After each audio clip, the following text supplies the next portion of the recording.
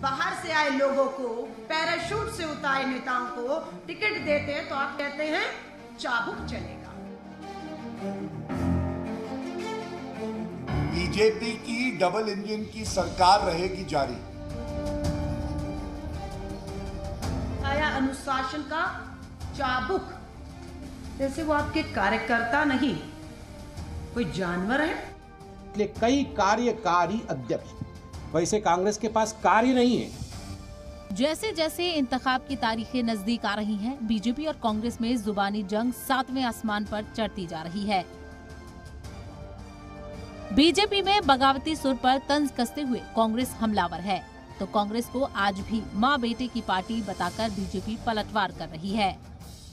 Himachal BJP में आए भूचाल के बाद कांग्रेस को जुबानी हमला बोलने का मौका मिल गया है। आपने हिमाचल और देश में डबल इंजन की सरकार बनाई। आज वो कार्यकर्ता बाहर से आए लोगों को, पैराशूट से उतारे नेताओं को टिकट देते हैं तो आप कहते हैं चाबुक चलेगा। ऐसे में बीजेपी तिलमिला गई है और कांग्रेस पर तीखे हमले कर डाले। यही नहीं, बीजेपी को डबल इंजन तो कांग्रेस को ट्रबल इंजन वाली पार्टी बता डाला।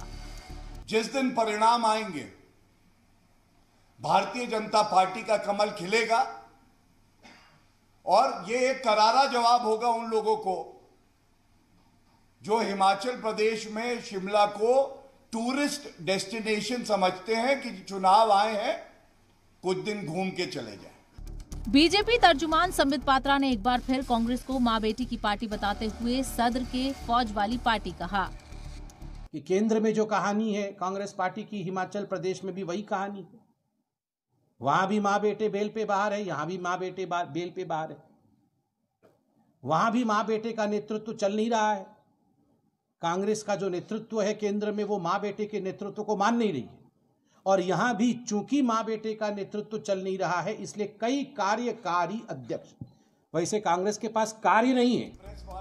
बीजेपी के नेता यही नहीं रुके, हिमाचल कांग्रेस की 10 गारंटियों पर भी हमला किया। इस बीच बीजेपी को भरोसा है कि बागी लीडरान को वापस जोड़ने में पार्टी सफल रहेगी।